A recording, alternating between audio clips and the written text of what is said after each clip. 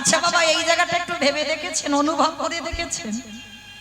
কইকেয়ী মা যে রামকে 14 বছর বনে দিল, একবারও তো বলেনি রাম 15 বছর বনে যা, একবারও তো বলেনি রাম 13 বছর বনে যা, একবারও তো বলেনি রাম 10 বছর বনে যা।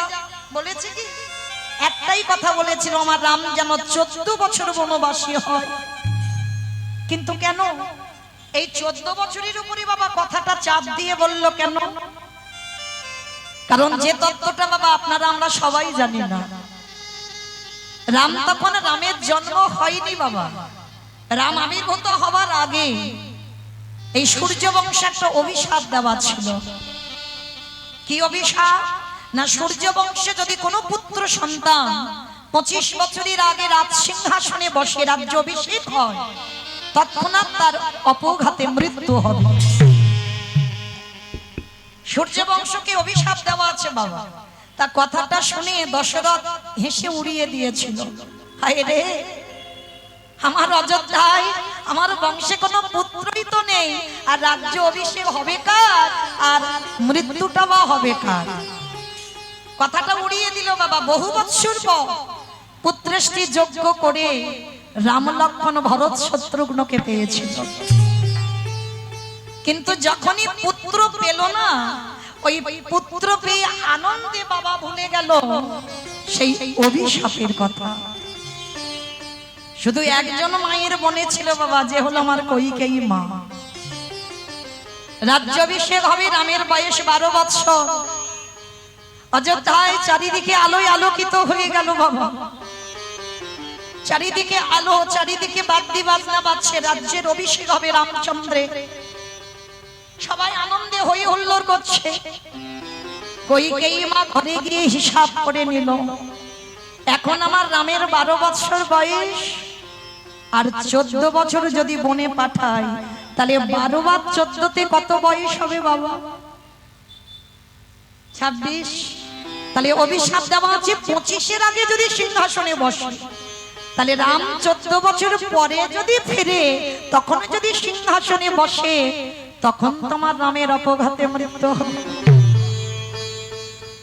ভালো করে ভাবেন, দুদিনের ছোট ছিল ভরত, রামের থেকে দুদিনের ছোট। তাহলে এবার আপনারাই বিধান দেন, তাহলে কি ভরতের 25 বছরের বেশি বয়স ছিল? রামের যদি রাজ্যাভিষেকের সময় 12 বছর বয়স হয়, তাহলে ভরত তো সেই একই বয়সী। কইকেয়ী মা বলেছিল, মরতে যদি হয় আমার ছেলেটাই মরবে।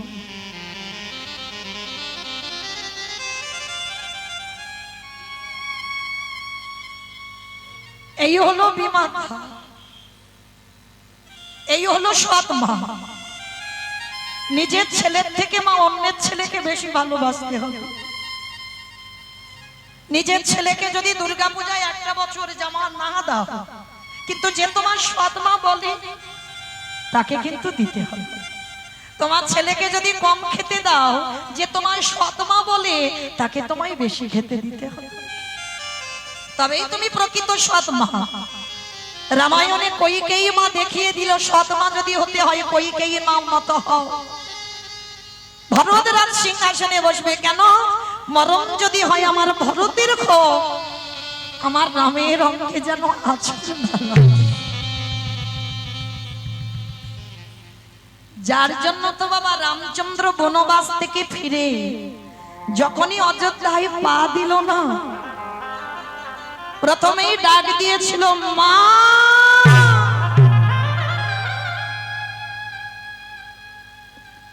মা গো, কৌশল্যা মা ছুটে এসেছে, রাম এই তো বাবা, আমি তোর মা। না মা, আমি তোমারই ডাকিনি। সুমিত্রা মা এসে বলছে, রাম এই তো আমি তোর মা। না মা, আমি তোমায় ডাকি। আমার কইকেয়ী মা কোথায়? চুপ, একটা কথা বলবি না। যে মা তোকে বনবাসে পাঠালো, যে মা আজকে তোর বাবার মৃত্যুর জন্য ওই মা দায়ী। আমাদের বৈতব্য জ্বালা পেতে হচ্ছে, অযোধ্যাবাসী শ্মশান হয়ে আছে। আর তুই বনবাস থেকে ফিরে এসে আগে কইকেই মার খবর নিচ্ছিস কেন? রাম করজোর করে বলেছিল তোমরা বুঝবে না, আমার কইকেই মাঝে কি তোমরা বুঝবে। শুধু একবার বলো আমার কইকেই মা কোথায় রেখেছো মাকে? বলে তোকে বনবাসে দেওয়ার অপরাধে ভরত মাকে চিরজনমের মতো ত্যাগ করে তাকে কারাগারে বন্দী করে রেখেছে। ছুটে গেল না, আমার মাকে কাঁদে। যে মা একটা দিনের জন্য বলল না বাবা, যে রামের মঙ্গলের জন্য আমি রামকে বনে পাঠিয়েছি। ভরত যখন সারা জীবনের মতো মাকে ত্যাগ করলো, একটা দিনের জন্য বলেনি ভরত তোর দাদার ভালোর জন্য আমি তোর দাদাকে বনে পাঠিয়েছি বলেনি, একটাও কথা নয়। কেঁদে কেঁদে না কইকেই মার চোখে দেখতে পায় না, চোখের জল তো বাবা নোনা জল, সর্বদা একই জায়গায় পড়তে পড়তে গর্তে পরিণত হয়ে গেছে।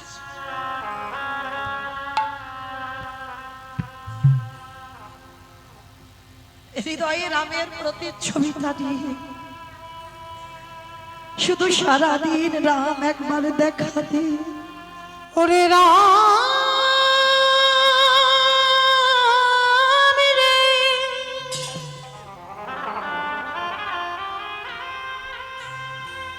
একেবারে দেখা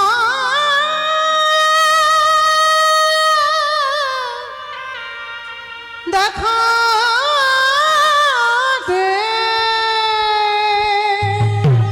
এই দেহ থেকে প্রাণটা যাবার আগে বাবা তোকে দেখে যাবে যে ওরে আমার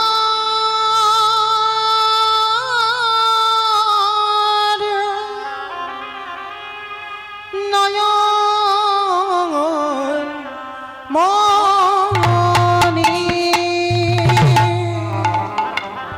রামচন্দ্র ছুটতে ছুটতে এসে বাবা কইকেয়ীর মার কারাগারে প্রবেশ করে আছাড় খেয়ে কইকেয়ী মার চরণতলে লুটিয়ে পড়েছে। রামের মাথাটা পড়েছে কইকেয়ী মার চরণে, চমকে উঠেছে কইকেয়ী মা। কে কে আমায় পরশ করলো?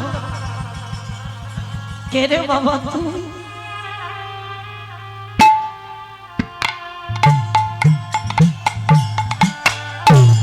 নিতাই গৌর প্রেমানন্দে হরি বল হরি বল হরি বল। পরশ মনের পরশে যেমন লোহা সোনা হয়ে যায়। আমাইরা পরশমণি পাথরের নাম শুনেছ? লোহাতে ঠেকালে নাকি লোহা সোনা হয়ে যায়।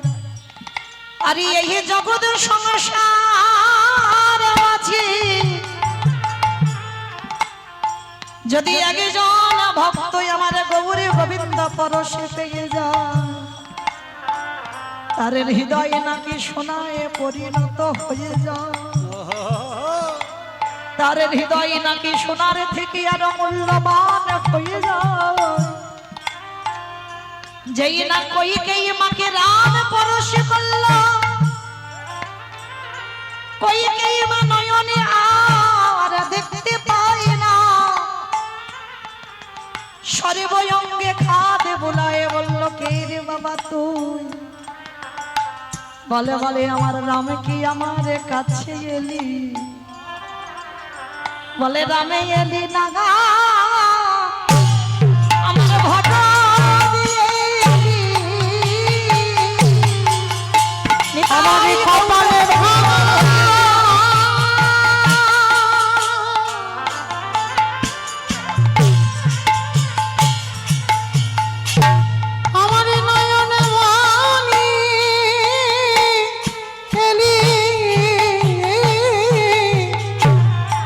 বলে আমার রামে এলি না, আমার ভরা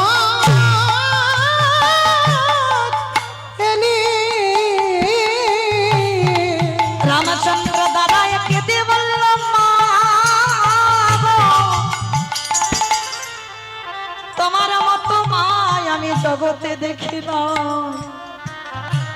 এত কষ্ট সহ্য করে তুমি সত্যি কথা কারোরে বললে না, তাই আমি রাম হয়ে তোমার চরণে জানালাম। বলো মা তুমি আমার কাছে কি চাও?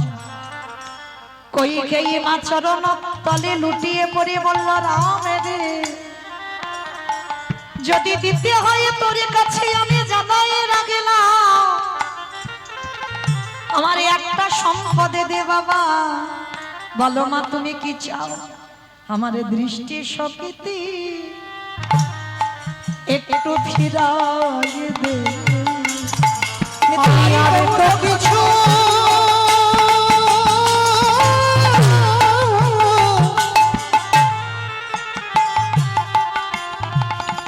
ওরে রাম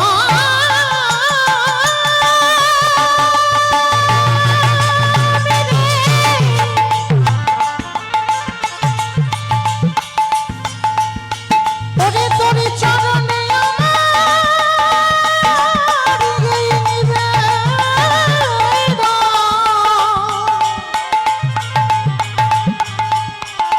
আমি আর তো কিছু চাহি না রে, তুই আমার দৃষ্টি শক্তি ফিরায়ে দে। ওরে রাম রে। মা তুমি পৃথিবীর আলো দেখবে বলে চাইছো না বাবা, একেবারে তোর ওই পদ্ম পলাশ লোচন হরি রূপ দেখতে চাই। রামচন্দ্র করুণার হাত যেই না নয়নে বুলাইয়ে দিল, কইকেয়ী মা আমার দৃষ্টি শক্তি ফিরে পেয়ে সাক্ষাতে রামকে দর্শন করে বলল, বাবা আর একটা জিনিস চাইবো দিবি। আবার এই তো বললে তুমি দৃষ্টি চাইতে, আমি দিয়ে দিলাম, আমাকে দেখতে পাচ্ছ, আবার কি চাও? খোকা আর একটা জিনিস দিলে আমি আর জীবনে কিছু চাইবো না। বলো মা কি চাও? দে দে আমার অন্ধ করে দে। বলে দে রে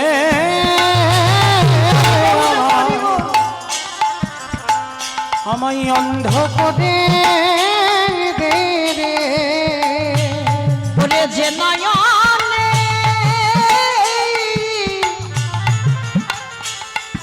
যে নয়নে একেবারে তোকে দেখা হয়ে যাও, আরে তো সেই নয়নে কিছু দেখতে চাই না, তাই তোর চরণে আমি জানাই রাখি। বলি দে রে অন্ধ আমায় করে দে রে।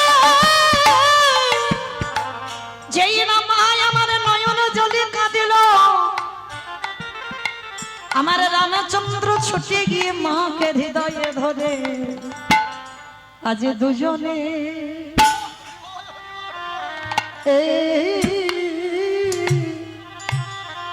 কাঁদে। দেখো দুজনে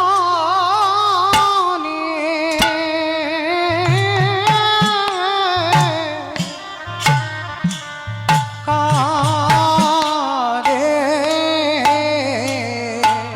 ওগো ভক্ত কাঁদিয়া হরি বল হরি বল। আমার ভগবান কাঁদে। দেখো দুজনে কাঁদে। ওগো পুত্র কাঁদিনা মাতা কাঁদে। দেখো দুজনে কাঁদে। এইবার রামচন্দ্র বলল, মা গো এই জন্মে তুমি আমার বিমাতা হলে, তুমি আমার জন্য এত ত্যাগ করলে, কথা দিলাম মা এর পরের জন্মে আমি তোমার গর্ভে পুত্র হয়ে আসব। কিন্তু মা একটা গন্ডগোল হয়ে গেছে, পুত্র হয়ে আসবো বটে, কিন্তু যেদিন আমায় বনবাসে পাঠাও, আমার কৌশল্যা মা আমার কাছ থেকে চেয়ে রেখেছে তুই কইকেই মারে গর্ভে যাবি বটে, কিন্তু কোনদিন মাতৃদুগ্ধ পান করিবি না। ওরে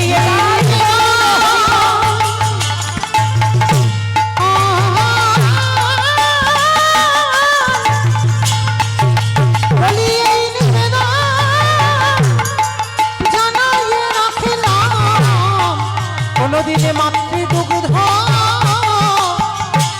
পান করিবি না। তবে মা গো, এর পরের জন্মে হবে তুমি দেবকী মা, ওই দেবকী মার ঘরে আমি যাব বটে। আমি স্তনদুগ্ধ খাবো না, সেই স্তনদুগ্ধ তুমি স্তন মর্দন করে দুগ্ধ মাটিতে ফেলবে। আমি আজ তোমাকে কথা দিয়ে গেলাম, ওই যে সেবার বস্তু আমার খাবার বস্তু তুমি যখন কংসের কারাগারে মাটিতে দেবে, আমি কথা দিলাম মা আগত কলি যুগে যেদিন আমি গৌরী অবতারে নদিয়ায় যাব, সোনার থালাতে নয়, এর উপরে থালাতে নয়, তামার থালাতে নয়, শাল পাতাতে নয়, ওই মাটির পাত্রে করে চিড়ে প্রসাদে ভিজাইয়ে দিয়ে যদি একজন ভক্ত নয়ন জলে ডাকতে পারে, আমি জনম আমি তার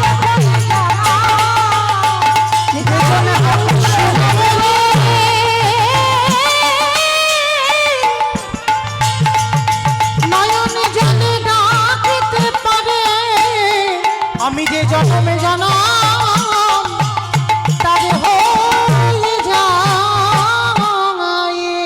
তাহলে মায়েরা সবকিছু আগে থেকে পরিকল্পনা হয়ে তবে কিন্তু এসেছে, এমনি এমনি নয়। তাহলে সেই কইকেই মা হলো কি দেবকী, আর দেবকী হয়ে বাবা 8টা সন্তান চলে গেল। হিসাব করেন, প্রথমে জন্মে হলো 6টা পুত্র, কংস মামার হাতে প্রাণ হারালো। সপ্তম গর্ভে এলো বলরাম, বসুদেবের প্রথম পত্নী রোহিণীর গর্ভে চালনা হলো। অষ্টম গর্ভে এলো কৃষ্ণচন্দ্র, কংসের কারাগার থেকে বসুদেব মাথায় করে নন্দালয়। ও মায়েরা, হিসাবে পাওয়া গেল 8টা সন্তান হলো, কিন্তু কেউ কোলে রইল না। তাহলে ওই দেবকী দ্বিতীয় জন্ম কোথায় হলো? জগন্নাথ ধাম, পুরী ধাম। ইন্দ্রদম্ন রাজার স্ত্রী, যার নাম হলো গুন্ডিচা মা। এই গুন্ডিচা মায়ের একটা নয়, দুটো নয়, কটা ছেলে জানো? 18টা ছেলে। আর সেই 18টা ছেলে হয়ে আছে 18 নালা। 18 নালা দর্শন করে এখনো আছে বাবা কথিত, অনেক অনেক ব্রিজ তৈরি করতে গেলে নরবলি দিতে হয়, হয় না? আমার থেকে আপনারা যারা বয়স জ্যেষ্ঠ বা জ্যেষ্ঠা আছেন আপনারা জানবেন, বহু ব্রিজ তৈরি করতে গিয়ে নরবলি দিতে হয়েছে। তো ওই 18 নালা একটা একটা বিমের মাথাতে একটা একটা ইন্দ্রদম্নর 18টা ছেলে বলি দেওয়া আছে। আর ওই যে জগন্নাথ রথযাত্রার সময় মাসির বাড়ি যায়, মাসির বাড়িটা কি করে হয়েছে জানো? 17টা ছেলেকে বলি দেওয়া হয়ে গেল, একটা ছেলেকে মা গুন্ডিচা বুকে আঁকলে রেখেছে, দেবে না। স্বামীকে বলছে, স্বামী তুমি আমার চোখের সামনে 17টা ছেলেকে বলি দিলে, একটা অন্তত তোমার মা বলা সম্পদ রাখো না গো। আমি তো তোমার ধর্ম কাজে কোনোদিন বাধা দিইনি, কিন্তু একটা আমার মা বলা সন্তানে রেখে দাও। যখন কাঁদছে, ইন্দ্রদম্ন রাজা বলেছিল, গুন্ডিচা এত বছর আমাদের সংসার, তুমি কোনোদিন আমার ধর্ম কাজে বাধা দাও, আর আজ যখন তুমি আমার সহধর্মিনী হয়ে আমার ধর্ম কাজে যখন বাধা দিচ্ছ, আমি বাবা হয়ে যদি নিজের ছেলের মাথা কেটে জগতের কল্যাণের কথা ভাবি, আর তুমি একজন মা হয়ে 17টা ছেলেকে দিলে আর একটা ছেলেকে আঁকলে রেখেছো, তাই আজকে থেকে তুমি আমার সহধর্মিনী হয়ে যখন ধর্ম কাজে বাধা দিলে, আজকে থেকে আমি তোমার সঙ্গ ত্যাগ করলাম। ইন্দ্রদম্নর মতো আলাদা করে একটা ঘর বাঁধিয়ে দিল। আর সেই ঘরে গুন্ডিচা মা থাকতো। যখন 18টা ছেলে বলি হয়ে গেল না, প্রতিনিয়ত গুন্ডিচা মা কাঁদত। জগন্নাথ থাকতে পারেনি, ছুটে গেল গুন্ডিচা মার কাছে। মাসি, মায়ের পরে মাসির জায়গা সমাজে সবাই জানে। গিয়ে ডাক দিল, ও মাসি কাঁদছো? জগন্নাথ দেখতে এসেছিস আমার 18টা ছেলে আমার চোখের সামনে মরেছে, আমি কত সুখী আছি। পারবি আমার কোলে বসে আমার কাছে থেকে আমার হাতের রান্না খেতে? সেদিনে জগন্নাথ কেঁদে বলল, মাসি গো, যতদিন পৃথিবী থাকবে আমি কথা দিলাম, পৃথিবী যদি লয় প্রলয় হয়েও যায়, আমি 9টা দিনে তোমার কোলে বসে তোমার হাতের রান্না সেবা করব। আমি এই প্রতীক্ষা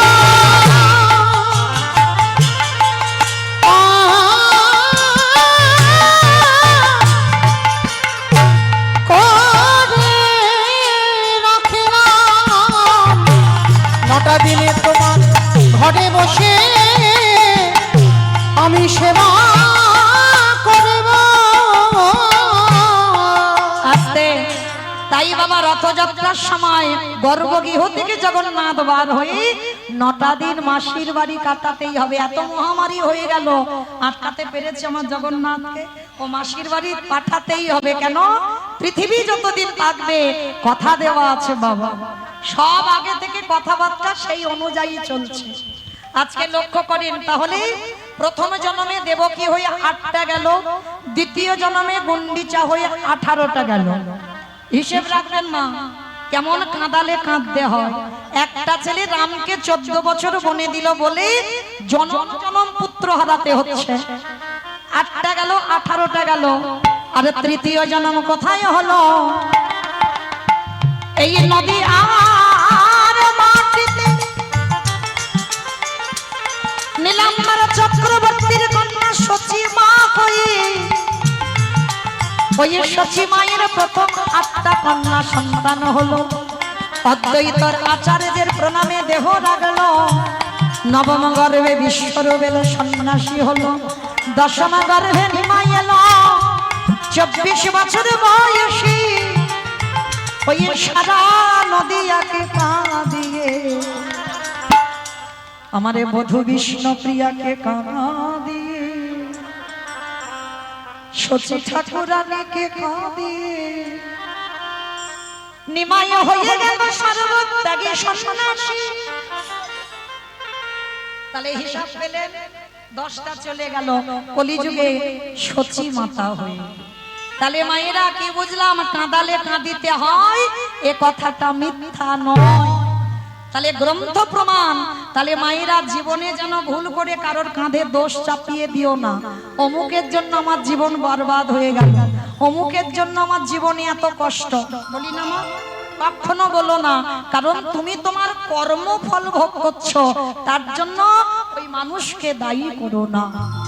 তাহলে আজকে সেই চৈতন্য মহাপ্রভু 24 বছর বয়সে সন্ন্যাসী হলো বাবা, কিন্তু হয়েছে কিন্তু 3 জায়গায় সর্বদা আছে। 3 জায়গায় সব সময় থাকে। কোথায়? ওই রাঘবের আলয়ে, নিত্যানন্দ নরতনে, সচী মায়ের রন্ধনশালে। ও মায়েরা, আমি একটা কথা বলে যাই, রান্না করতে করতে মরিচ মশলা কিছু যদি নাও দাও তবু রান্নার স্বাদ ভালো হবে। কেন জানো? ওই রান্না করতে করতে একবার সচী মার উদ্দেশ্যে একবার প্রণামটা করো। কারণ নিমাই প্রতিজ্ঞাবদ্ধ, আমি থাকবো আমার মায়ের রন্ধনশালে, নিত্যানন্দ নর্তনে আর রাঘবের আলয়ে। এই 3টে জায়গায় আমি সন্ন্যাস হইও, আমি 3টে জায়গায় বর্তমান থাকবো। তাহলে আজকে মায়েরা বোঝা গেল সেই চৈতন্য মহাপ্রভু আজ নবদ্বীপের মাটিতে কি করছে গো? কেহ বলে পুরাণে রাবণ অবধূত, কেহ বলে পুরাণে।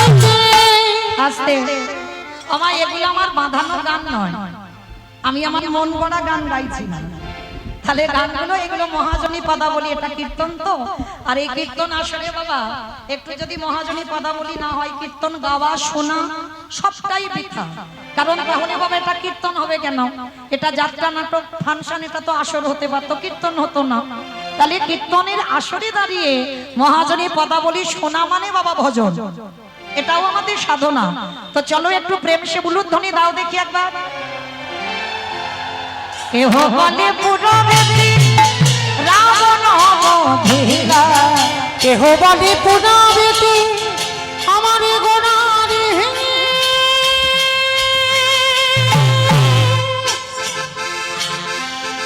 গোনা গোনা গোনা গোনারে,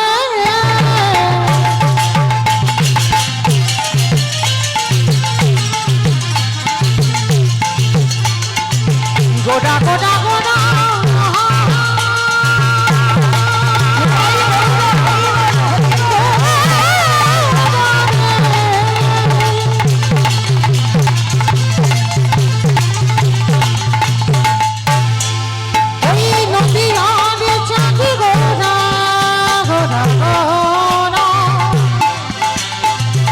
আমারে গোনা গোনা গোনা গোনা গোনা।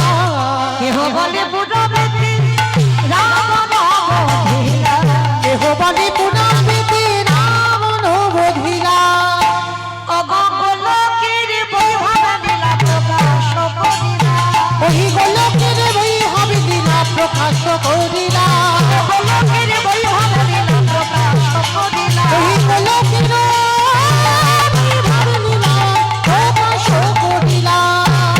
শ্রী রাধার ভাবে গোরায় অবতার, শ্রী রাধারে ভাবে গোড়ায় অবতার, শ্রী রাধারে ভাবে গোড়ায় অবতার, শ্রী রাধারে ভাবে গোড়ায় অবতার।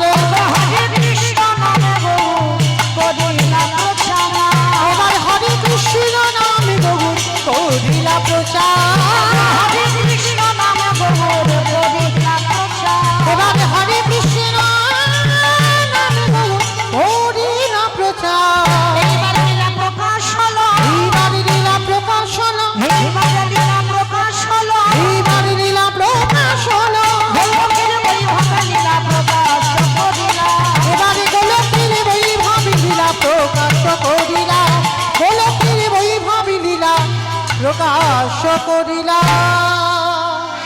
বাসুদেব ঘোষ কহে গরি জোড় হাত, কবি জোড় হাত, অগজে গো সেই কৃষ্ণ সেই তো জগন্নাথ, সেই তো জগন্নাথ। আহা বাসুদেব ও সে করে এইবার লীলা প্রকাশ হলো, বাসুদেব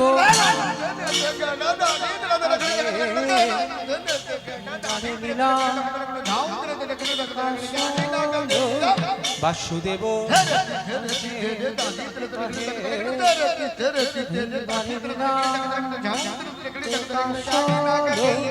বাসুদেব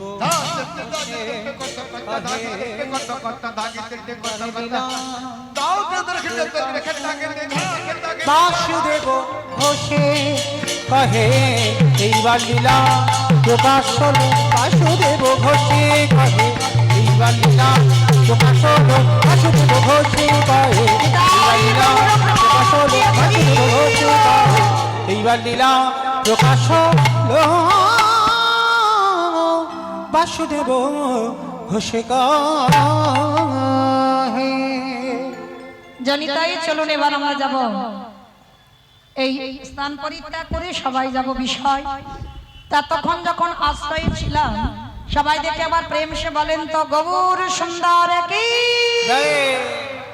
নবদ্বীপে ধাম কি জয় সচিরি নন্দন কি জয় বিষ্ণু প্রিয়া কি জয় নিতাই চাঁদ কি জয় ধ্বনিটা হলো কি জয়।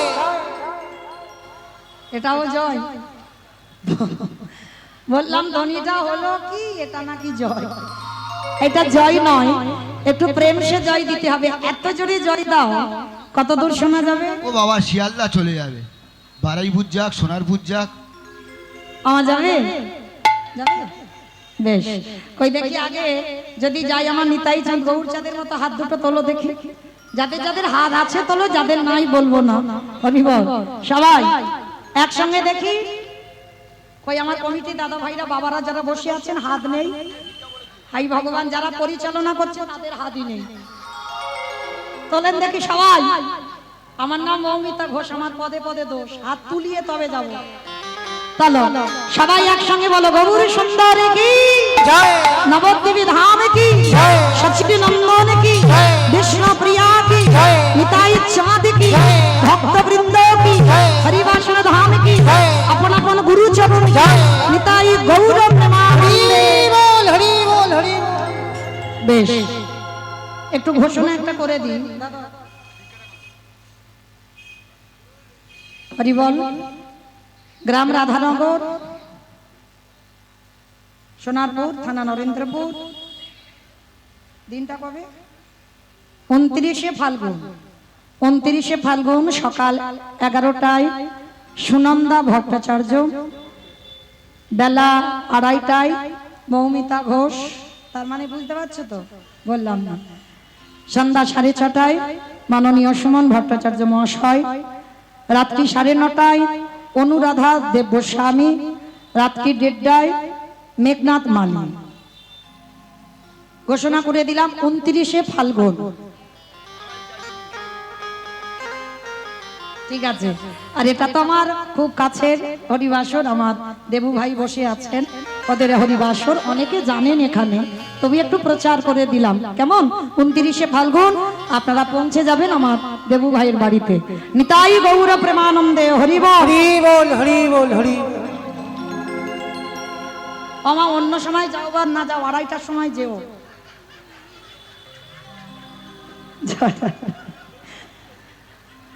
বেশ, মানে নিমন্ত্রণ করে যাচ্ছে আমি।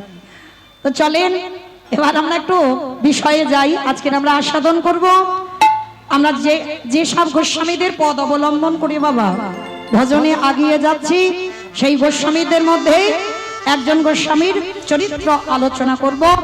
তবে আলোচনা নয় বাবা, আমার মতো অধম কীর্তনিয়া তাদের গুণানুগুণ কীর্তন, তাদের গুণ বর্ণনা করার সাহস বা ক্ষমতা আমার নাই। তবু গুরুচরণ আশ্রয় করে আপনাদের পদধূলা শিরোধার্য করে যদি যৎকিঞ্চিৎ পারবো বর্ণনা করব। ভুল ত্রুটি তো হবেই, হবে কেন করব? সন্তান মনে করি, ভগ্নী মনে করি, ক্ষমা করে দেবেন। চলো, যার চরিত্র আমরা আলোচনা করব তিনি কে? শিরুল সনাতন ভট্ট রঘুনাথ, ভক্ত রঘুনাথ,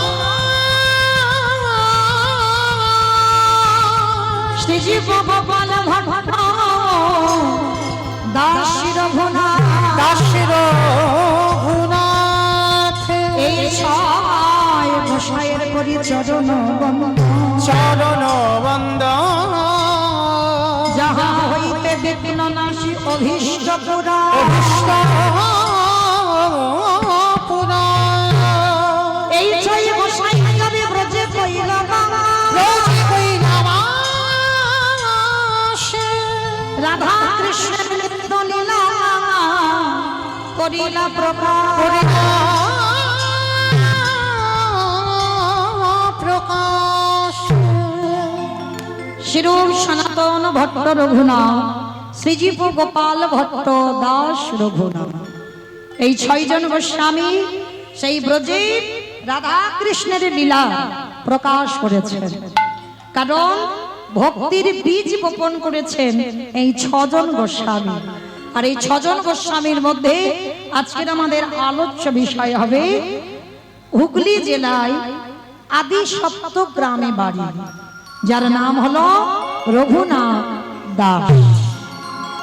অনেকে বলেন দাস রঘুনাথ, অনেকে টাইটেলটা আগে দিয়ে বলে, আবার অনেকে নাম বলে টাইটেল বলে। তো যেই রঘুনাথ দাস সেই হচ্ছে দাস রঘুনাথ। বাবা হলো গোবর্ধন দাস, আর জ্যাঠামশাই হলো হিরণ্য দাস। যেমন বাবা রামচন্দ্রের কথা বললেই লক্ষণের নামটা যেন এসে যায় মুখে, দেখবেন রাম উচ্চারণ করলেই যেন লক্ষণ পাশে এসে যাচ্ছে, মানে এইরকম ভাই ভাই। আর এই গোবর্ধন আর হিরণ্য এরা ঠিক এইরকম ভাই, মানে আমাদের মতো বাবা লাঠালাঠি করার ভাই নয়, জায়গা জমিতে শিল্পতার ভাই নয়, থানা পুলিশ হওয়ার ভাই নয়, মানে দুই ভাইয়ের এতটাই মিল, মানে যা কিছু করে দুই ভাই, যেখানে যাই দুই ভাই, মানে একজনের নাম বললে আর একজনের নাম এসে যায়। কিন্তু হিরণ্য বিয়ে করেনি বাবা, গোবর্ধন দাসের ঔরসের সন্তান আমার রঘুনাথ দাস। তবে এই রঘুনাথ দাস মানত করা সন্তান।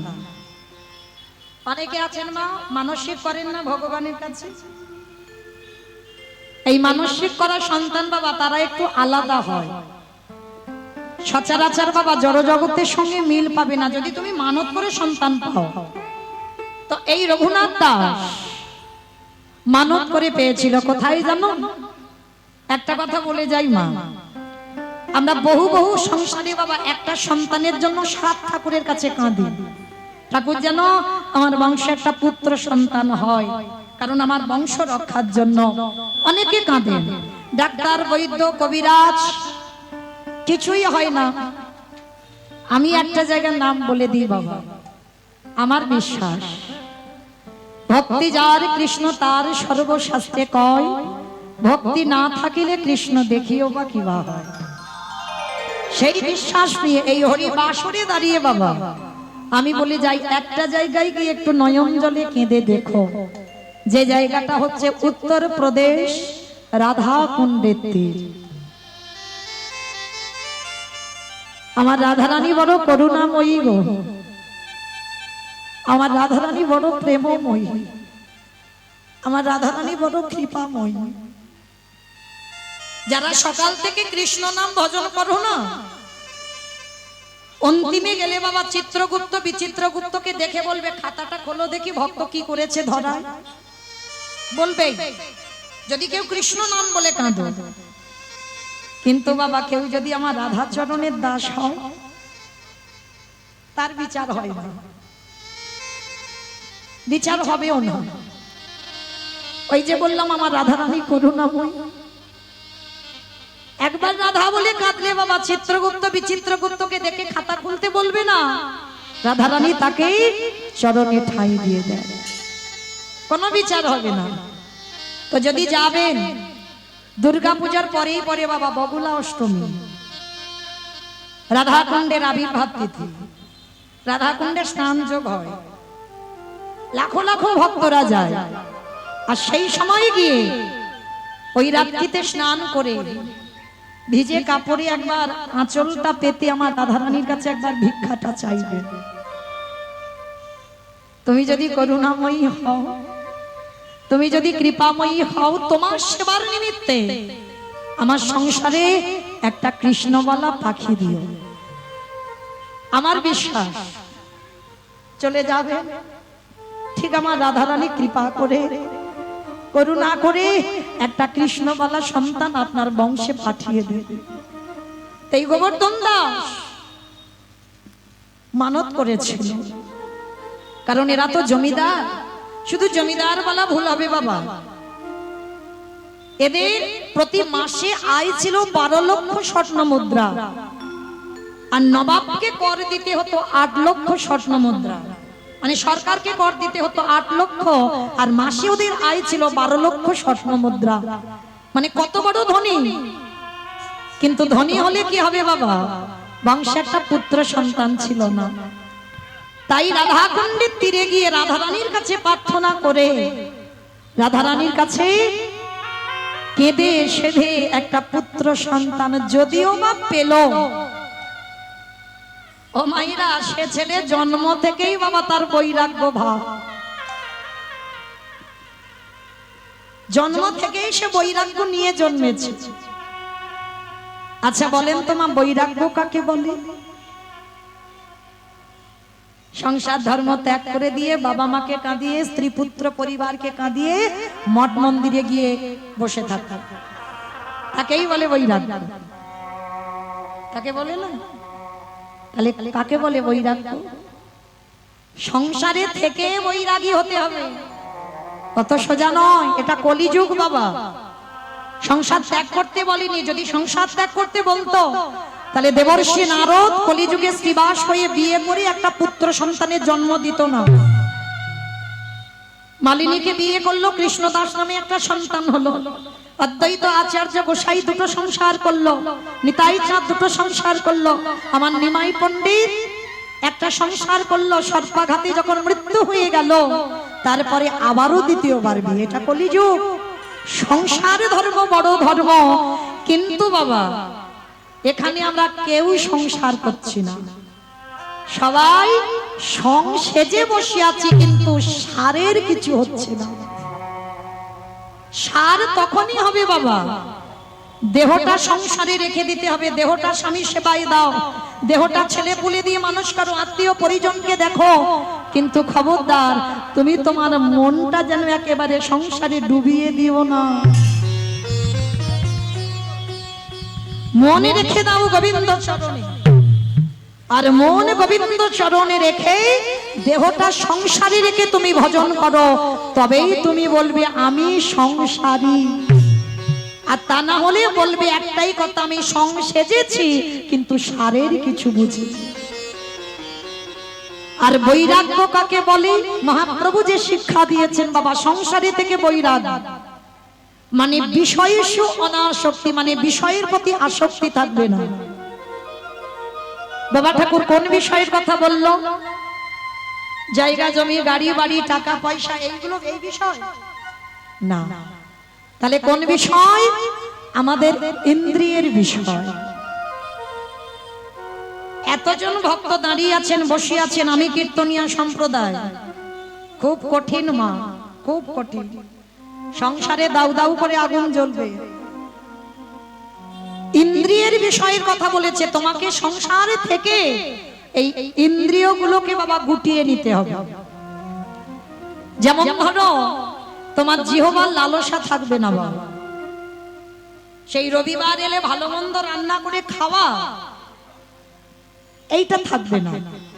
কোন রকমে কলির মানুষ অন্নগত প্রাণ, একটু আলু সিদ্ধ অন্ন হলেই হয়ে যাবে, সেই যেন সুধা, মানে পেটটা ভরার মতো, মানে এটা রান্না করে খেতে হবে, ওটা রান্না খেতে হবে না। যেদিন তুমি নিজে বাবা, কাউকে বলতে হবে না, নিজেই বুঝতে পারবে, যেদিন তোমার জিহ্বার লোভ চলে যাবে, লালসা চলে যাবে, সেদিন বুঝবে তোমার জিহ্বার বৈরাগ্য হয়ে গেছে। যেদিন তোমার কান কোনো আজে বাজে কথা শুনতে ভালো লাগবে না, আজে বাজে গানও ভালো লাগবে না, শুধুমাত্র আমার হরি কথা, কৃষ্ণ কথা, ভাগবত কথা, একটু ভক্ত সঙ্গ করব, সেই ভক্তের কাছ থেকে ভগবানের চরিত্র, ভগবানের কথা আলোচনা হবে, কান সেই দিকে যাবে। সেদিন জানবে বাবা তোমার কানেরও বৈরাগ্য হয়ে গেল।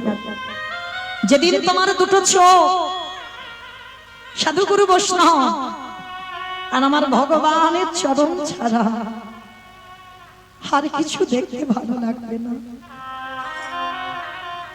সেদিন জানবে তোমার চোখের বৈরাগ্য হয়ে গেল। যেদিন তোমার দেহ স্পর্শ থেকে চলে যাবে বাবা, মানে আমাকে কোনো পুরুষ স্পর্শ করলো কি নারী স্পর্শ করলো আমি বুঝতে পারছি না, আমার মধ্যে সেই অনুভূতিটা নেই। যেদিন তোমার মধ্যে অনুভূতিটা চলে যাবে, সেদিন জানবে তোমার দেহের বৈরাগ্য হয়ে গেল। আর যেদিন তোমার মন শুধু একটা চিন্তা, আমি কি তারে পাবো না। আমার কথা নয়, এটা রঘুনাথ দাস গোস্বামী বলছে ছোটবেলা থেকে, আমি কি তারে পাবো না। যেদিন তোমার মন শুধু ভগবানের পাবার জন্য ছটফট করবে, আকুলি বিকুলি করবে, সেদিন জানবে কোন জগৎ জড় জগতের ভাবনা চিন্তা থাকবে না। মানে আজকের আমি যা পেয়েছি তাই পাবো, কালের চিন্তা কালকের হবে, আজকে নয়। যেমন ছেলের ভবিষ্যতের চিন্তা করে রেখে দিতে হবে, এইগুলো থাকবে না বাবা। যেদিন তোমার মন থেকে এগুলো চলে যাবে, সেদিন জানবে তোমার মনেরও বৈরাগ্য হয়ে গেল। তোমার দেহের 10 ইন্দ্রিয়, 5টা জ্ঞানেন্দ্রিয়, 5টা কর্মেন্দ্রিয়, সবকটা ইন্দ্রিয় তুমি ভিতরে গুটিয়ে নিচ্ছ। তুমি আর প্রকাশ করছো না, তাদের কাউকে মাথা তুলে দাঁড়াতে দেবে না। যেদিন তুমি নিজে করতে পারবে তাহলেই বুঝতে পেরে যাবে সংসারে থেকেও তুমি বৈরাগী হয়ে গেছো। আজকের সেই রঘুনাথ দাস ছোটবেলা থেকে তার জমিদারি ভালো লাগে না, জমিদারি পোশাক পরতে ইচ্ছা লাগে না। ছোটবেলা থেকে যখন থেকে হামাগুড়ি দেয় তখন থেকে রঘুনাথ যদি রাস্তা দিয়ে কোনো সাধু যেতে দেখে, কোনো ভক্ত যেতে দেখে, রঘুনাথ ঘর থেকে বেরিয়ে যায়। কত সাধনার ছেলে বাবা, বহু বছর পরে মানত করে পেয়েছে, কত আদরে। প্রহরীরা সব ঘিরে বসে থাকে রঘুনাথকে। যদি একটু ঘরের বাইরে যায় আবার রঘুনাথকে টেনে নিয়ে চলে আসে। দিনে দিনে রঘুনাথ একটু বড় হলো, 5 বছর বয়স হয়েছে রঘুনাথ। আর ওই 5 বছরের রঘুনাথের সর্বদা একটাই খেলা। কি খেলা জানো? রাধা কৃষ্ণ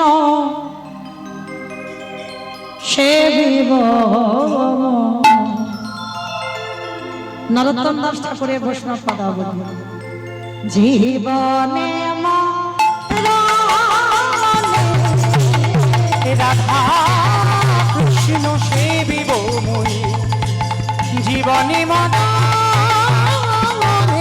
রাধা কৃষ্ণ সেবিব মই, জীবনে মনে যে স্থানে লীলা ভজন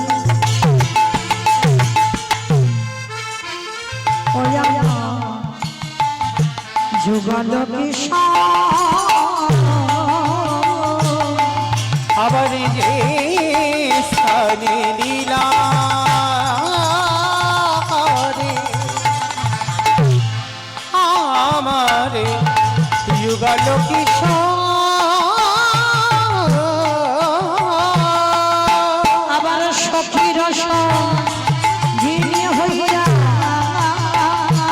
আমারে সখীর সঙ্গিনী হইয়া অবকাহে রঘুব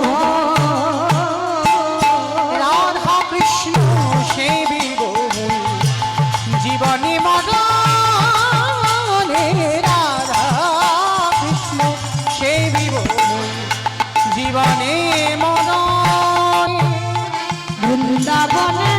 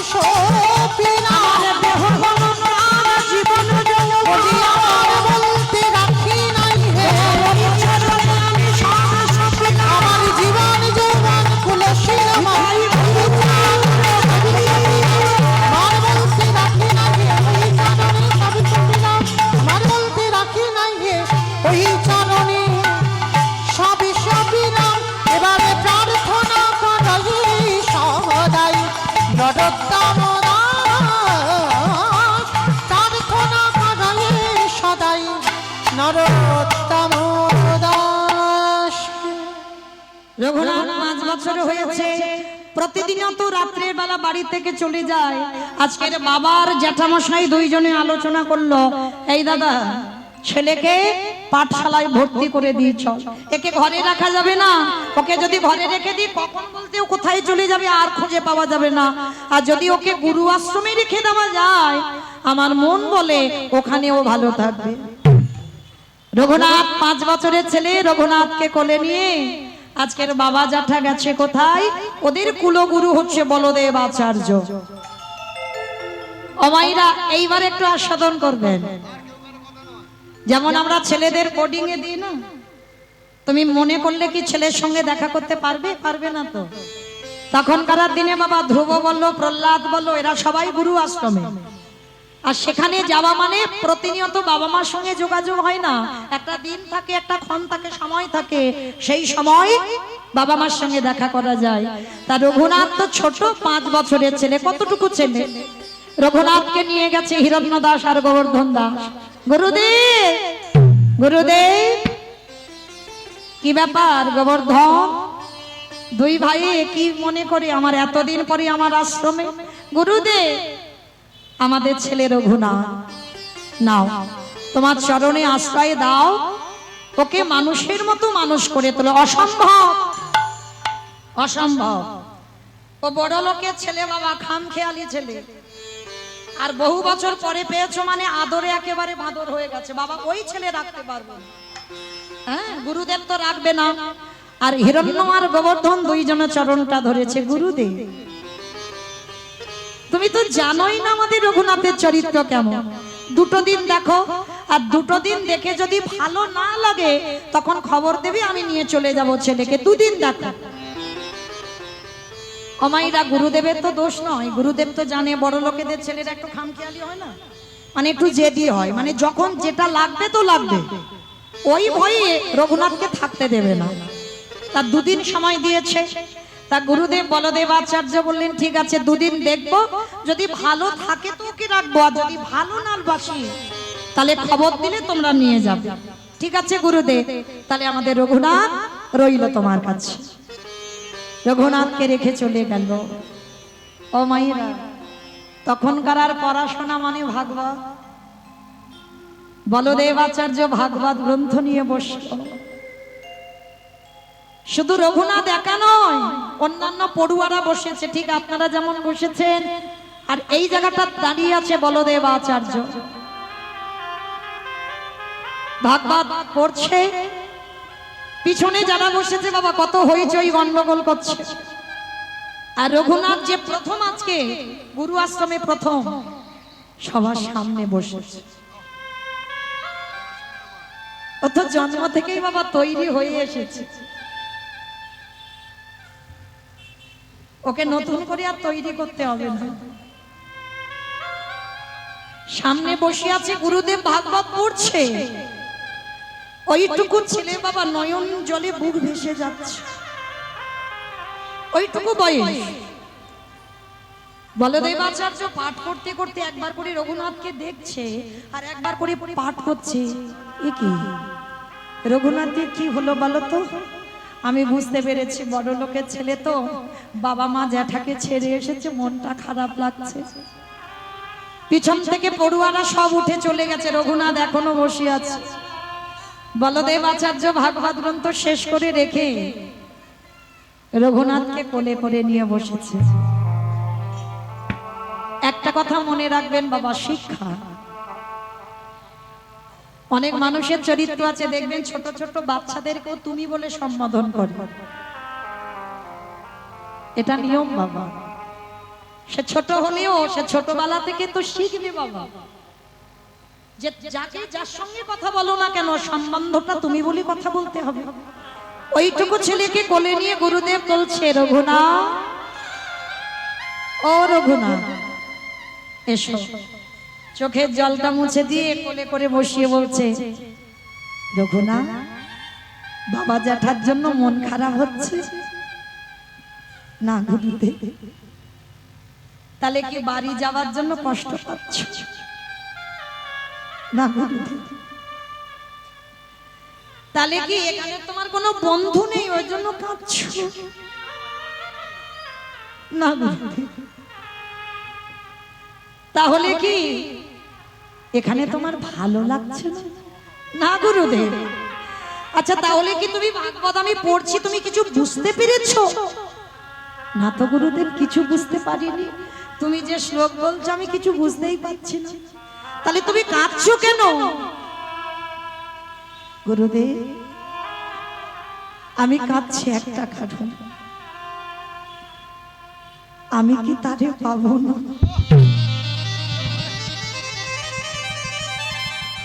গুরুদেব প্রথমে বুঝতে পারিনি, বলে উঠলো রঘুনাথ তুমি কি পাবার কথা বলছো বাবা? গুরুদেব আমি কি কোনোদিন কৃষ্ণ চরণ পাবো না? চমকে উঠেছি গুরুদেব। কি বললে রঘুনাথ? তুমি এইটুকু বয়সে তুমি কৃষ্ণ পাবার জন্য কাঁদছো? এইটুকু বয়সে এত অনুরাগ, এইটুকু বয়সে এত প্রেম কোথা থেকে পেলে বাবা তুমি? রঘুনাথকে বুকে জড়িয়ে ধরে বলছে পাবে বাবা পাবে। আমি আশীর্বাদ দিলাম একদিন না একদিন তুমি তার দেখা পাবে। গুরুদেব তুমি আমায় আশীর্বাদ দিচ্ছ আমি পাবো, আমি পাবো কৃষ্ণ চরণ। পাবি বাবা পাবি। হঠাৎ দেখা গেল বেনাপোলের জঙ্গলে লক্ষ হীরাকে উদ্ধার করে হরিদাস ঠাকুর, ওই নামাচার্য হরিদাস ঠাকুর এসে দাঁড়াচ্ছে বলদেব আচার্যের আশ্রমে। আর যেই না হরিদাস ঠাকুরকে দেখেছে সবাই ছুটতে ছুটতে গিয়ে সবাই বাবা পঞ্চাঙ্গ প্রণাম করছে হাঁটুটা মাটিতে রেখে। আর ওই দূরের বালক রঘুনাথ ছুটে গিয়ে একেবারে হরিদাস ঠাকুরকে দর্শন করা মাত্র একেবারে শুয়ে পড়ে দণ্ডবত প্রণাম। বাবা জগৎ সংসারে ত্রিলোকে হরিদাস ঠাকুরের থেকে নাম জপ বেশি কেউ করতে পারবে না, আর এই রঘুনাথ দাসের থেকে বেশি কেউ দণ্ডবত প্রণাম করতে পারবে না। এই দুইজন ভক্ত বাবা, এক হচ্ছে রঘুনাথ দাস আর এক হচ্ছে নামাচার্য হরিদাস ঠাকুর। তা যেই না দণ্ডবত প্রণাম হরিদাস ঠাকুর সবাই বাবা পঞ্চাঙ্গ প্রণাম আর রঘুনাথ দণ্ডবত প্রণাম করেছে। আরে ও হাত দুটো ধরে তুলেছে। আচ্ছা বাবা ভক্ত চিনবে কি করে? মায়েরা ভক্ত চিনবো কি করে আমরা? গলায় তুলসীর মালা দেখলেই মনে করবে ভক্ত। দাদার সঙ্গে তিলক সেবা ভক্ত। শিখা রেখে দিয়েছে গেরুয়া বসন প্রসাদ ভুজি ভক্ত। তাহলে ভক্ত চিনবে কি করে? এগুলো যদি চেনা না যায়, এগুলো আমাদের আভরণ, তাহলে চিনবে কি করে ভক্ত? ভক্ত চিনতে গেলে বাবা প্রথমেই তোমার ভক্তের নয়নের দিকে তাকাতে হবে। ভক্ত চিনতে গেলে তার নয়নের দিকে চাইতে হবে, আর ভগবান চিনতে গেলে তার চরণ দুটো দেখতে হবে। ভগবানের চরণে রয়েছে বাবা 19টা চিহ্ন, বাম চরণে 8টা, ডান চরণে 11টা চিহ্ন। চরণ দর্শন করলে মনে করবে ভগবান, আর ভক্তের নয়নের দিকে তাকালে লক্ষ্য করবেন আভরণ যদি নাও পড়ে। যেমন বাবা 12 জন বৈষ্ণবদের মধ্যে বাবা ভোলানাথ হচ্ছে বৈষ্ণবদের আচার্য, সব থেকে বড় বৈষ্ণব। বাবার গলায় না আছে তুলসীর মালা, না আছে বাবা দাদার সঙ্গে তিলক সেবা, অথচ বাবা পরম বৈষ্ণব। কেন? বাবা আভরণে বৈষ্ণব নয়, বাবার ভিতরটা বৈষ্ণব। মনে রাখবেন মা, বাইরের থেকে সবার আগে ভিতরটা বৈষ্ণবতা অর্জন করতে হবে। আভরণ তো সবাই সেজে বসতে পারি বাবা, কিন্তু ভিতরটা বৈষ্ণবতা অর্জন করো। ত্রিনাদপি শুনেছিল তরুরিব সহিষ্ণু না অমানি না মানদেন কীর্তনিয়ম সদা হরি। ঘাসের থেকে নরম হও, গাছের মতো সহিষ্ণুতা অর্জন করো। এই সমাজে যাকে কেউ মান দেয় না, যাকে কেউ সম্মান করে না, যাকে নর্দমায় ফেলে রেখে দেয়, তুমি যদি ভক্ত হও সেই পথিককে বাবা তোমাকে কোল দিতে হবে। অমানিনাকে মান দিতে জানতে হবে। অহর্নিশি তোমার জিহ্বায় কৃষ্ণ নাম ছাড়া কিছু থাকবে না, তবেই তুমি কিঞ্চিত বৈষ্ণব হবার যোগ্যতা অর্জন করবে মাত্র। রঘুনাথের হাত দুটো ধরেই হরিদাস ঠাকুর চোখের দিকে তাকিয়ে বাবা কত মূল্যবান কথা বলেছে জানো? এই তো সেই মাটি, যে মাটিতে বীজ পুঁতে দিলেই অঙ্কুরিত হয়ে যাবে। কথাটার বাবা গুরুত্ব দেখেছো? এই মাটিতে বীজ পুঁতে দিলেই অঙ্কুরিত হবে। আর এই হরিদাস ঠাকুরকে অনুকরণ করত রঘুনাথ। জমিদারের ছেলে হয়ে 24 ঘন্টায় একবার আহার। ভক্ত হওয়া বাবা বড় শক্ত। আমরা সবাই বলি ভক্ত, অত সোজা নয়। একবার আহার 24 ঘন্টায়, তাও বাবা অনুকল্প। যে পেট ভর্তি করে খেয়ে বাবা ঢেকুর উঠছে শুধু। ভক্ত হতে গেলে, ভজন জগতে গেলে বাবা আহার কম, নিদ্রা কম। রঘুনাথ একটা বহির্বাস আর একটা অন্তর্বাস, আর কোনো পোশাক নয়। জমিদারের ছেলে হয়ে আর ঘুমাতো কিসে জানো? যে ছেলে স্বর্ণ পালঙ্কে ঘুমানোর কথা, সেই ছেলে ঘুমাতো খড়ের বিছানায় মাটিতে। ছোটবেলায় থেকে বৈরাগ্য, মন বসে না সংসারে। শুধু একটাই ভাবনা, আমি কবে এই সংসার ত্যাগ করে চলে যাব। কারণ এই রাত সুখে রাজ অট্টালিকাতে কৃষ্ণ ভজন হয় না। রাজ ঐশ্বর্যে বসে থেকে কৃষ্ণ ভজন হয় না। কবে আমি এখান থেকে চলে যাব। কৃষ্ণ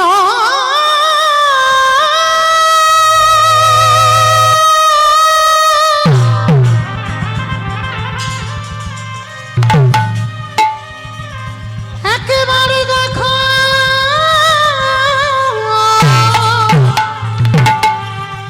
দেখা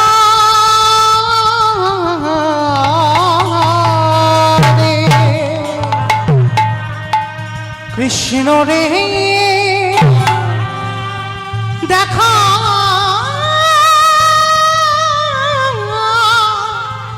দে।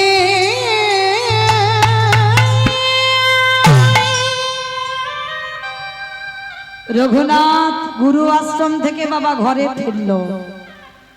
যেমন আমার নিমাই ছোটবেলা থেকে তো বাবা কৃষ্ণ অনুরাগী ছিল না। বৈষ্ণবদের দেখলে বাবা পিছন থেকে কাঁচা টেনে খুলে দিত।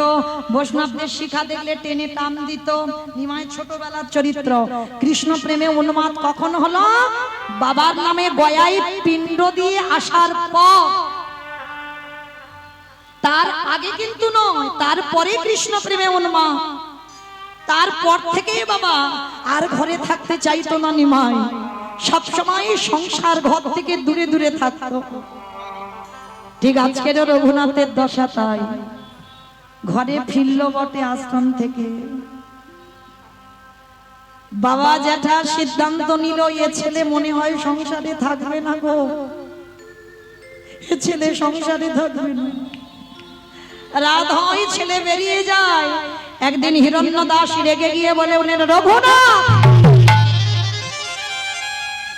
এই কে আছিস তারই প্রহরী, সবাই মিলে কে কারাগারে বন্দী করে দে। সারাদিন শুধু কৃষ্ণ কৃষ্ণ কৃষ্ণ বলে কাঁদা। একে কারাগারে বন্দী কর।